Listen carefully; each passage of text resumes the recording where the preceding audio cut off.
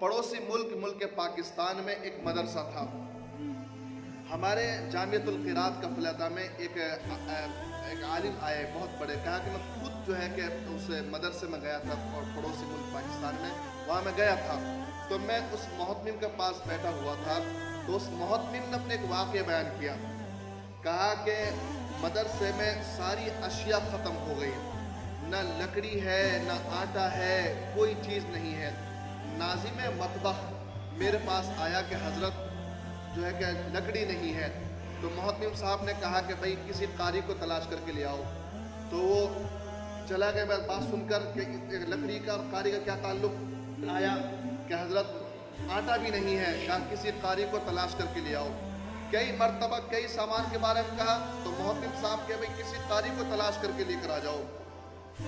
اب ناظم مطبخ سوچے بڈھا ستیا گیا شاید, میں آٹا ختم ہونے کے لیے کہہ رہا ہوں, میں لکڑی ختم ہونے کے لیے کہہ رہا ہوں, یہ کہہ رہا ہے کسی قاری کو لے آؤ, چلو میں لے کر آتا ہوں. چنانچہ وہ فرماتے ہیں کہ ایک قاری صاحب اس زمانے میں کسی مدرسے سے ہٹ چکے تھے, وہ گھر پہ خالی بیٹھے ہوئے تھے. تو میں ان کے پاس چلا گیا. تو میں نے کہا کہ حضرت ہمارے مدرسے میں جگہ خالی ہے, قاری کی سخت ضرورت ہے, آپ ہمارے مدرسے میں تشریف لائیے اور وہاں خدمت کیجیے.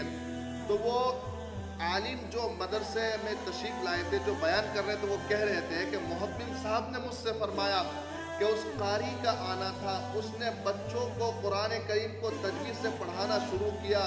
مسجد کے در و دیوار سے ترتیل اور تجوید کی آواز گونجنے کیا تھی, ساری ضرورتوں کو جو ہے کہ پورا کر دیا.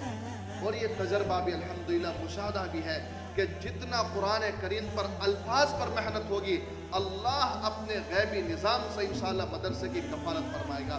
اللہ تعالیٰ ان چاروں ہونہار قرائے کرام کو مبارک جو ہے کہ ان کو ترقی نصیب فرمائے. میں اپنی طرف سے اور اپنے گاؤں کا ہسیڑے کی طرف سے اور اپنے مدرسہ کے تمام اساتذہ کی طرف سے میں مبارکباد پیش کرتا ہوں. اللہ تعالیٰ ان کو خود ترقی نصیب فرمائے. آمین. وآخر دعوانا الحمدللہ رب العالمین.